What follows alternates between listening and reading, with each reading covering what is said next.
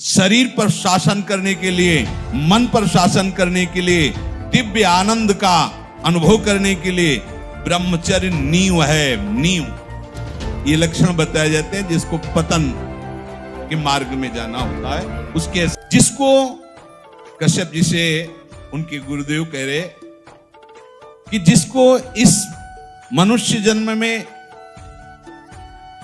पूर्व पुण्य कर्म या संत महात्माओं की कृपाओं से मुक्त होना होता है, उसके ऐसे लक्षण प्रकट हो जाते हैं। वो शरीर के जितने भोग हैं उन भोगों में उसका विचार प्रकट होने लगता है। कितना खाते रहेंगे, ये कितना देखते रहेंगे, कितना भोगते रहेंगे, ये प्रारंभिक दशा विचार प्रकट होने लगता है। मन कहता है ये संयोग कब तक रहेगा, कितना कितना विचार, अंदर विचार प्रकट होता है। उस विचार से उसके हृदय में इस शरीर और इन भोगों की जलन से मुक्त होने की इच्छा जागृत होती है। अब वो दानम व्रतम ब्रह्मचर्यम यथोक्तम ब्रह्मधारणम दमः प्रशांतता चैव भूतानां चानुकंपनम संयमाश्चानुशंस्यं च परस्वादानवर्जनम व्यलीका नामकरणम भूतानां मनसा भुवि माता पित्रोश्च शुश्रूषा देवतातिथि पूजनम गुरु पूजा घृणा शौचम नित्य मंद्रिय संयमम। अब उसके हृदय में उदारता प्रकट होती है। क्या वो अब संयम में आने लगता है। कम आहार करना, सात्विक आहार करना, यार आहार से प्राण ही पोषण तो करना, चाहे जो कुछ पाओ, इस पर तो भाई संयम करना पड़ेगा। कुछ काल तक आप करके तो देखिए। अभी आपने आहार का केवल देखा है हिसाब, तो आपकी दशा क्या है। आप थोड़ा संयम में आइए और रसेंद्री के मांगे हुए आहार को कम दीजिए। मान लीजिए ये जन्म थोड़ा इसमें लगा दीजिए, आप देख लीजिएगा। केवल प्राण पोषण होता है आहार से, लेकिन जब आप रसेंद्री से युक्त होकर फिर वो आपको और भोगों में फंसाएगा, बच नहीं सकते, पक्का नहीं बच सकते। संभालना पड़ेगा, संभालना पड़ेगा।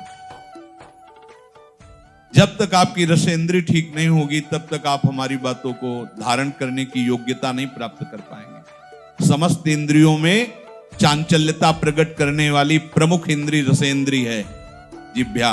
इसको संभालिए, संभालिए। जगह जगह ये बात शास्त्रों में पाई जा रही कि बहुत साधना में इसका योगदान है, रसेंद्री का। बहुत संयम में रही। हमने बहुत से संत भगवान को देखा है। अब ये जो विचरण करने वाले महात्माओं घटना होती कि भाई 35 रोटी पा गए, ये पा, अब 8 दिन भोजन नहीं मिला तो 35 रोटी क्या करेगी। एक बार में पा लिया, फिर 5-6 दिन के लिए फुर्सत, वहां कुछ विकार थोड़ी आने की जरूरत है। हाँ, जब आपको बाल भोग मिल रहा है, राजभोग मिल रहा है, शयन भोग तीनों टाइम मिल रहा है, अल्पाहार, थोड़ा थोड़ा, सात्विक आहार, भजन, हर समय आप बैठ सकते हो, ऐसी हो। अब वो ब्रह्मचर्य व्रत को धारण करेगा। उदारता, संयम, खान पान, ये सब, और ब्रह्मचर्य। सच्ची मानिए ये अलौकिक व्रत है। ब्रह्मचर्य धारण करने वाले को बादाम, हलवा, घी की जरूरत ही नहीं भाई, बिल्कुल सच्ची मानिए। जैसे तप्त भूमि में पैर कैसे पड़ता है, ऐसी बिजली रहती ब्रह्मचारी के शरीर, बिजली। 60 किलोमीटर बिना विश्राम किए चलते देखा है। पीछे भी चर्चा की थी, हम हार गए। कमंडल हाथ में छड़, ब्रह्माकार वृत्ति, चले जा रहे। कब आहार मिलेगा, कब विश्राम, कोई मतलब नहीं। आहार भगवदाकार वृत्ति। ब्रह्मचर्य अत्यंत आवश्यक, जिसे आप खिलवाड़ समझ रहे हो, ये बहुत बड़ी हानि है।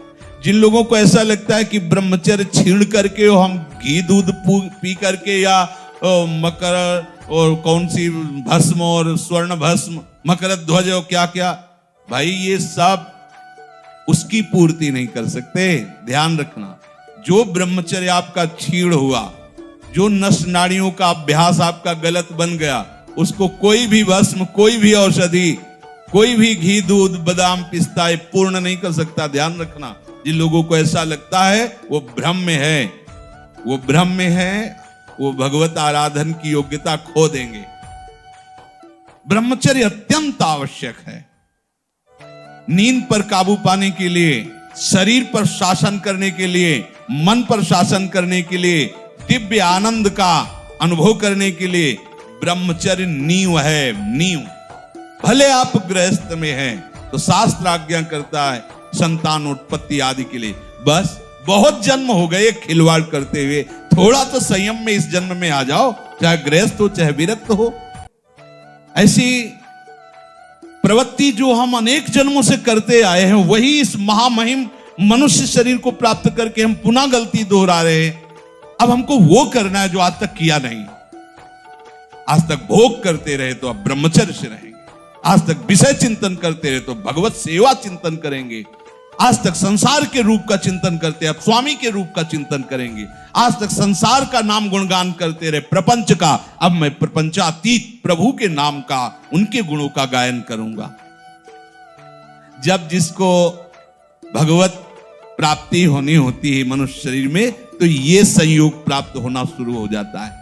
वो शास्त्रों का स्वाध्याय करने लगता है। इंद्रियों की चांचल्यता उसे अच्छी नहीं लगती, देखना सुनना बोलना गंभीरता आने लगती है।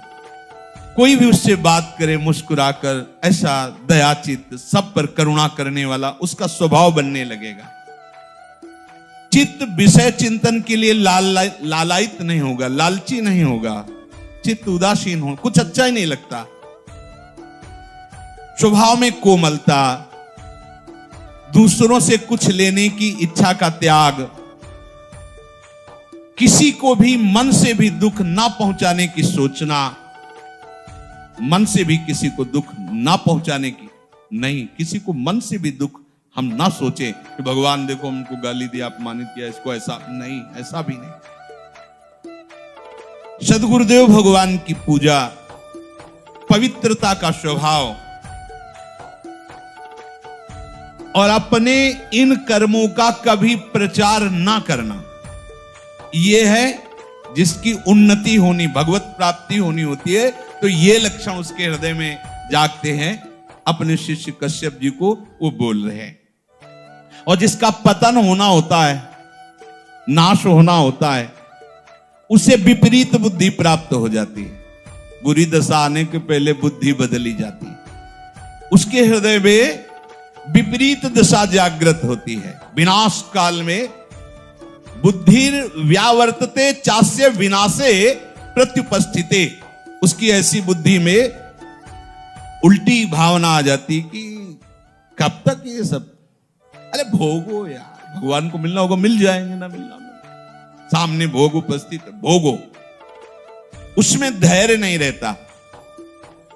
ये लक्षण बताए जाते हैं जिसको पतन के मार्ग में जाना होता है, उसके ऐसे लक्षण होते हैं। वो अपने धैर्य को नहीं बनाए रखता।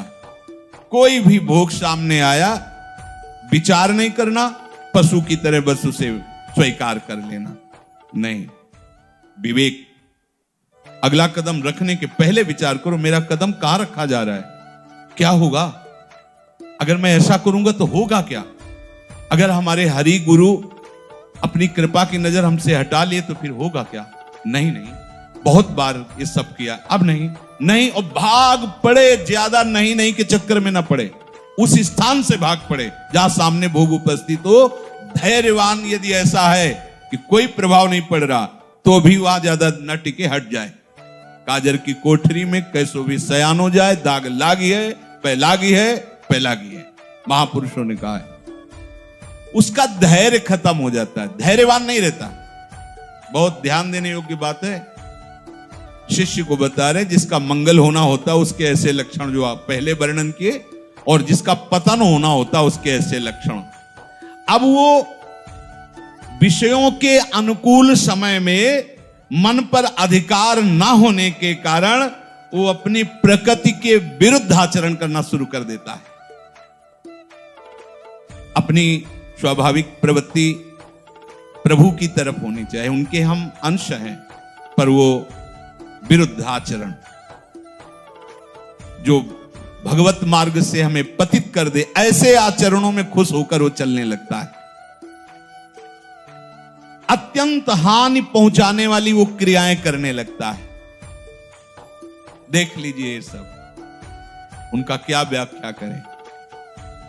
अत्यंत हानि पहुंचाने वाली, पता नहीं है, और अपने जीवन को स्वयं नष्ट कर रहे। जब उनको शिक्षा दो तो उनको बुरा लगता है कि हमें ऐसे महासुख से वंचित क्यों कर रहे हैं। अरे पागल, ये कोई सुख है जो तुम्हें छीण कर रहा है, नष्ट कर रहा है। आओ सुख सिंधु प्रभु के नाम रूप में देखो, कैसा अपार सुख है। वो उन सब वस्तुओं का सेवन करता है जिससे उसकी बुद्धि भ्रष्ट हो जाए। होटल से मंगाओ भोजन, माना बहुत साफ स्वच्छ दिखाई दे रहा है, लेकिन बनाने वाले का कैसा आचरण है, कैसे बना रहा है, क्या विचार है, कैसी पद्धति से बनाया गया है। आपको शीशा के अंदर रखे हुए सुरक्षित दिखाई देते, लेकिन उस समय क्या है, सब अच्छा है, पर उसका विचार क्या है, उस समय का विचार उसके अंदर संस्कार डाल रहा है।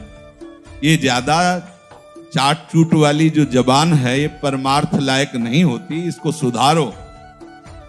जिस चीज की ज्यादा मांग है उसको तो कभी मत खाओ। एक बार तो यार कर्रे पड़ जाओ, एक बार तो थोड़ा हिम्मती बनो। देखो ना,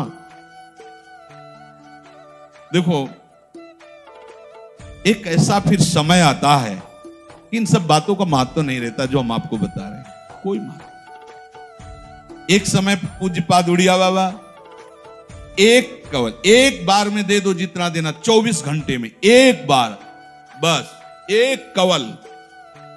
18 घंटे भजन में बैठे, ब्रह्मा कृष्ण शरीर हो गया, दिव्य तेज जग रहा। ब्रह्मचर्य ऐसे थोड़ी रहा जाता है कि आप तीनों टाइम को कस कस के और सब ऐसे पाओ ब्रह्मचर्य रह। देखो कितनी मांग है, उचित दिया।